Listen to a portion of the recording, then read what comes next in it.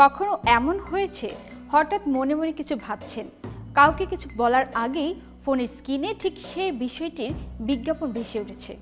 তখন মাথায় প্রথমে যে প্রশ্নটা আসে সেটা হলো, এই ফোনটাকে তাহলে লুকিয়ে লুকিয়ে আমাদের কথা শুনছে?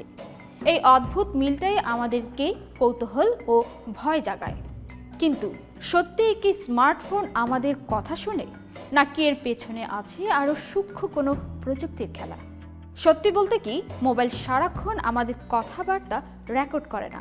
তবে সমস্যা হলো আমরা নিজেরাই অনেক অ্যাপকে মাইক্রোফোন ব্যবহারের অনুমতি দিয়ে রাখি। অ্যালাউ বাটনে একবার চাপ দিলেই অ্যাপ চাইলে নির্দিষ্ট সময় মাইক ব্যবহার করতে পারে। আর এখান থেকেই মানুষের মনে সন্দেহ ঢুকে যায়, ফোন বুঝি সব শুনে ফেলছে। কিন্তু বিজ্ঞাপন দেখানোর আসল জাদুটা এখানে না। আপনার ফোন জানে আপনি কি সার্চ করছেন, কোন ভিডিও স্কিপ না করে দেখেন, কোথায় ঘুরতে যান, এমনকি রাতে কতক্ষণ মোবাইল ঘাটেন।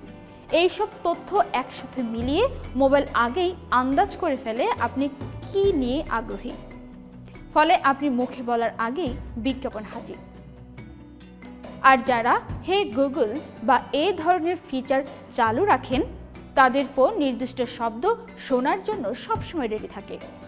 কোম্পানিগুলো বলে তারা পুরো কথাবার্তা শোনে না, শুধু কমান্ড ধরার জন্য শোনে। কিন্তু মানুষ তো আর এত টেকনিক্যাল ব্যাখ্যায় ভরসা পায় না, তাই ভয়টা থেকেই যায়। সবচেয়ে মজার ব্যাপার হলো, আমরা নিজেরাই নিজের প্রাইভেসির সবচেয়ে বড় শত্রু।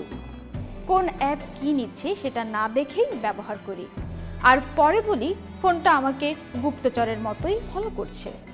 আসলে ফোন আমাদের কথা শোনে না, আমাদের অভ্যাসটাই বেশি ভালো করে জানে। শেষ কথা একটাই, মোবাইল হয়তো আপনার সব কথা শোনে না, কিন্তু আপনি কি করতে পারেন সেটা আগেই বুঝে ফেলে। আর এই কারণেই ফোনটাকে মাঝে মাঝে আমাদের থেকেও বেশি চালাক মনে হয়।